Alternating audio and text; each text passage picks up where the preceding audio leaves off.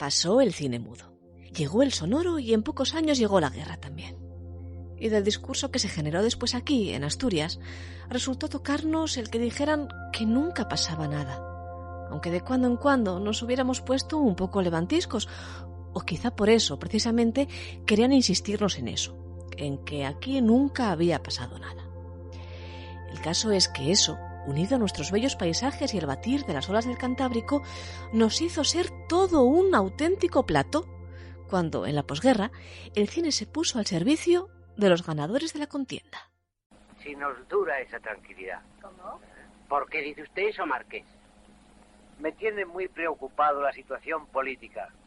Lea usted, Enrique, lo que deja entrever la prensa de Madrid.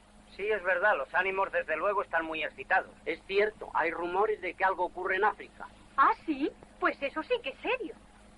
No hagan ustedes casos. Si aquí no pasa nunca nada. ¿Nada? Absolutamente nada. Pues en octubre del año 34, aquí, escapó de milagro mi hermano José Ignacio. Y verán, si hay un director paradigmático en este tipo de cine vinculado al poder, ese es Juan de Orduña. Un madrileño que al final de la contienda estaba tocando la cuarentena y las mieles del éxito, de la mano de un cine comercial, extremadamente popular, y en el cual también tuvo cabida Asturias en una de las primeras cintas de Orduña después de la guerra. Porque Te vi llorar es un auténtico melodrama propio del que se ha venido en llamar el cine de cruzada, un breve género de posguerra cuyo máximo exponente fue Raza y que sirvió en los primeros tiempos de esta época para transportar al espectador a la postura política oficial. A la vista está, con el fragmento que acabamos de escuchar, ¿verdad? Pero la ópera prima de Juan de Orduña también tenía un sabor muy asturiano.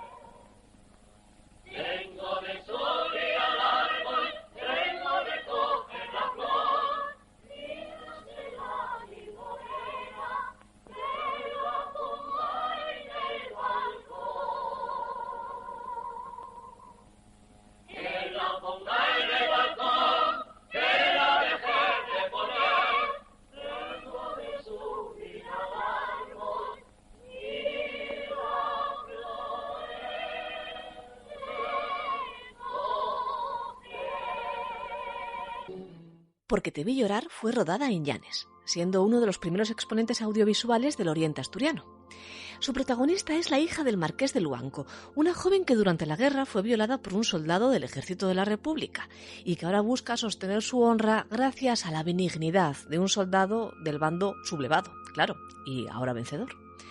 Pero más allá de lo que intentase Orduña, exponente clarísimo del cine de cruzada, con esta y con otras películas, y el sentido histórico que tenga todo ello, Porque Te vi llorar es una muestra muy importante de nuestro folclore, mostrándose a lo largo de toda la cinta innumerables bailes, canciones tradicionales y las interpretaciones de Sinforiano de la Vega. E incluso un trasunto de charleta en asturiano o algo que se le parece por parte, claro, de la criada de la casa. Tiene que me perdonar la señora. Escapóseme sin querer. Nada, más remedios, nada. Se trata de una película propia de su época. No solamente por el guión, sino también por la orientación de esa individualidad asturiana, al modo en que lo hizo el franquismo por medio de sociedades como, por ejemplo, la sección femenina, con sus coros y con sus danzas. El cine, a diferencia del de la época que tratamos en nuestro anterior podcast, ya estaba plenamente establecido en España. Las cintas se distribuían, llegaban a todos los rincones del país y contaban con no poca promoción, pero claro, también representaban lo que querían representar, lo que debían representar. Y en el caso de Asturias, lo que les interesaba era nuestro carácter más rural. ¡Que viven los arrabales! Pepín, ¿no vas ya? Sí, yo voy. Anda, pinta. Esta condenada y más fortuna nunca se harta. ¡Dale! Acaban de escuchar nuestros oyentes un fragmento de Altar Mayor, la primera película que Gonzalo del Gras rodó en Asturias, concretamente en Cangas de Onís, y con guión de su mujer, Margarita Robles. Si alguien se pregunta el porqué del amor de del Gras por nuestra tierra, ya que también de él fue la película por excelencia rodada en Asturias en la posguerra, Bajo el cielo de Asturias, de la cual vamos a hablar después, la respuesta lleva nombre de Flor, ya que Margarita era asturiana, concretamente de Muros de Nalón, hija de uno de los fundadores de la colonia artística. Y si Porque te vi llorar era un melodrama, no se me pueden imaginar Altar Mayor. Se trataba de una película basada en la obra del mismo nombre de Concha Espina y que ya carece de la orientación ideológica de su antecesora. ¿Recuerdan ese subgénero del mudo que arrasaba en taquilla? El de los amores imposibles a causa de la desigualdad social. Pues de esto también va Altar Mayor. Una pareja en la que el galán es el mismo que en Porque te vi llorar, condenada a no compartir su vida por su diferente condición. Y eso que son primos. Pero claro, uno de Madrid y la otra de Asturias. Uno de ciudad y la otra de pueblo. Uno, un señor bien, y la otra, una aldeana. En aquella tierra no es esto. Eso sí, como esta no hay ninguna. No sé cómo podéis vivir fuera de ella. Ver estos campos sin sentir esto que se siente y que no suena. Yo vivo en Madrid. Es verdad. Ya puedo ofrecerte algo. Dejar Asturias. No se me dejen llevar mucho por las veleidades románticas de Altar Mayor, que no hay que olvidar que seguimos en posguerra y que el cine, cuando no es de campaña, sigue teniendo un discurso moral más que importante. Y para muestra un botón, nuestra siguiente película, La Fe, protagonizada por la mismísima Amparito Ribelles, que con el tiempo se convertiría en Amparo, sin diminutivo, y también, por cierto, en la primera actriz ganadora de un Goya. Pero ahora, en 1947, La Fe, dirigida por Rafael Gil, viene a lanzarnos un mensaje religioso, como su propio nombre indica, en el bello marco verde-azul, aunque blanquinegro en la película, de la Asturias costera de lastres y de tazones. Aunque, eso sí, esta vez lo asturiano es única y exclusivamente el marco, el plató, el fondo detrás de los personajes que por lo demás podrían estar perfectamente actuando, pues no sé, desde Albacete. ¿Qué le ha sucedido a usted? No me retires de la mano. Esa mano que me ha absuelto tantas veces y que no podrá sacarme del abismo en que caí. ¿Acaso está usted arrepentida de su vocación? Todo puede arreglarse sin escándalo. Tiene usted un año de noviciado durante el cual puede salir si lo desea. No, no es eso. Es algo peor. Yo tengo un secreto. Un secreto que me ahoga. No se preocupe usted. La Fe es otra historia de amores prohibidos, pero con mensaje pedagógico por detrás. Cuando el que se interpone es Dios, más vale no llevarle la contraria, por muy elevadas que sean las pasiones. La cuestión es que toda la trama transcurre en Peñascosa, que podría bien ser el Peñascosa de la provincia de Albacete, aunque la película fue rodada en Asturias porque el guión se basaba en la novela del mismo nombre de Armando Palacio Valdés, que llamó Peñascosa a lo que algunos historiadores han identificado como Luanco.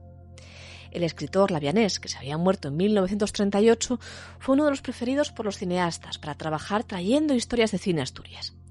Ya vimos que desde tiempos del cine mudo, pero los finales de la década de los 40 sobremanera. En 1948 llegó a las pantallas otra película basada en su obra, eso sí, con una particular visión de la misma.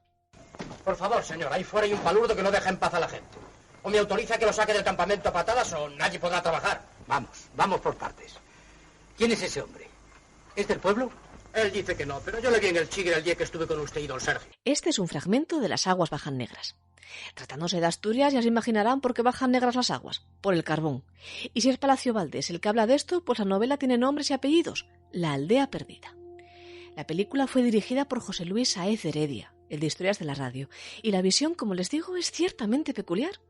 Porque en la cinta, que se rodó en Langreo, se refleja en efecto el conflicto decimonónico entre la Asturias campesina y la que se abría a la industria. Palacio Valdés al 100%. Pero al final la cinta resulta ser si acaso un 10 o un 20% de la aldea perdida. Lo primero, porque el guionista no se había leído la novela. porque solamente cogió de ella la idea inicial y porque le da a toda la película un ambiente de western, que estaba muy de moda por aquella época. Y por si todo esto fuera poco, la trama acaba convirtiéndose en una alegre juntanza entre obreros, mineros y clase empresarial y política. Vamos, punto por punto, una alegoría al Estado autocrático. Llegas a tiempo, Foro. ¿Para qué? ¿Para subirme el cubo al agua? ¿Y si no llego a pasar? Subiría yo, pero ya que estás tú... ¿Tienes tú mucho cuento?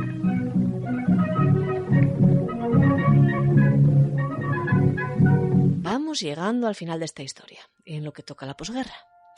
Ya estaba finalizando esta cuando Gonzalo del Gras volvió a Asturias. Y esta vez, por fin, fuimos a algo más que un mero plato. Por ejemplo, el protagonista de Bajo el cielo de Asturias, rodada en el año 1951, fue un asturiano, el gijonés José Luis González. La trama tenía sabor propio y además muy identificativo de Asturias, ya que trataba de un emigrante asturiano a América que allí había hecho fortuna, pero que no olvidaba sus raíces y que mandaba a su caprichosa y consentida hija al pueblo para que aprendiera que no todo el monte era orégano. Vaya, Angelina, qué bien aprendiste las lecciones. La ves como cualquiera de nosotros. Como aquí no hay piano, entretiense lavando la señorita. En cambio tú, si no pudieras lavar tocando el piano, no podrías entretenerte. Y que lo digas, había que ver las manos de Sinfo tan fines sobre las tecles. Y que digan lo que digan les envidioses. Sabes ser tan aldeana como nosotras y tan señorita como la que más. Cuando hay fame, se hacen muchas cosas. En la cinta se habla un asturiano ya más aceptable, ya lo ven. Y el argumento es también guión de Margarita Robles sobre la idea original de ¿lo adivinan? Esta es fácil. Armando Palacio Valdés, claro. Concretamente, el Armando Palacio Valdés de Sinfonía Pastoral. ¿Y la temática? Pues igual. Los amores que no llegan a prohibidos, pero que son dificilillos por la diferente condición social y además por alguna que otra relación cruzada. Con la llegada del sonoro, se va haciendo más palpable la diferencia entre dos visiones fundamentales del cine rodado en Asturias o desde Asturias, porque por primera vez la imagen puede disociarse de la trama del sonido, y así Asturias es objeto o sujeto, mero plató o parte de la historia, un fotograma o el trasfondo de lo que nos quieren contar. Ya ven que hasta una historia narrada originalmente por un autor asturiano puede modificarse hasta convertirse casi en una peli de vaqueros. Esa es también parte de la magia del cine. En nuestro siguiente capítulo de esta serie de Asturias de película, vamos a verlo en su máxima exposición. Hasta entonces, no me dirán que no tienen ya abundantes sugerencias para pasar una Semana Santa de sofá, de peli, de manta y sobre todo, de mucho, pero que mucho Asturias.